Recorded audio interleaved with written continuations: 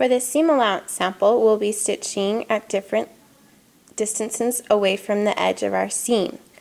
So there's different variations depending on pattern companies or different guidelines, and techniques use different seam allowances. So we'll be doing 4 different seam allowances for this sample. For the first one, we stitch at 1/8, which is stitched along the inside toe of your seam.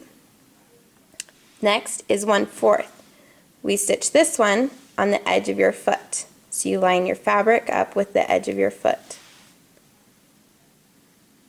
Next, we were going to be stitching at 1/2 inch. These lines are each at 1/8 of an inch away. So this one is 1/4, this one would be 3/8, next one over would be 1/2 inch, and then 5/8 of an inch, and so forth. So at 1/2 inch, we'll be stitching right here on this line next to the 5/8 line. And then for our last one, we will be stitching at 5/8 of an inch. These are the 4 stitches that we will be stitching at. Okay, for the 1/8, we're going to line your fabric up on the inside toe.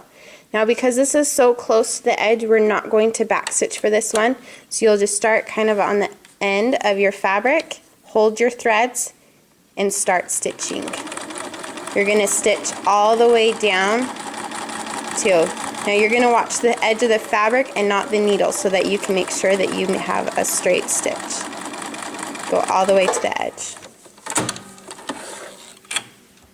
Okay, for the 1/4 inch, we are going to put it at the edge of the presser foot. Now for this one, since it's a little farther away from the edge, we will be using the back stitch. So I'm going to start by back stitching 1 or 2 stitches, and then I'm going to start. Make sure you hold those threads so they don't get pulled up underneath.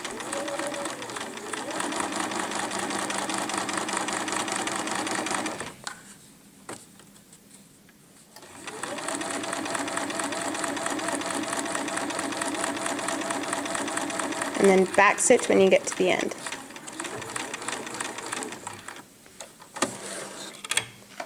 Now I'm going to do the 1/2 inch, so line up with the mark right to the left of the 5/8.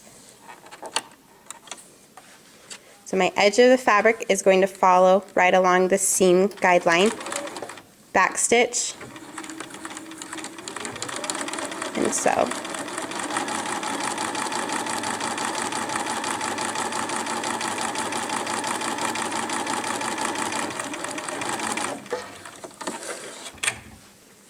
Okay, for the 5/8, you're going to line up at the 5/8 seam line, back stitch, straight stitched all the way down, and then back stitch at the end.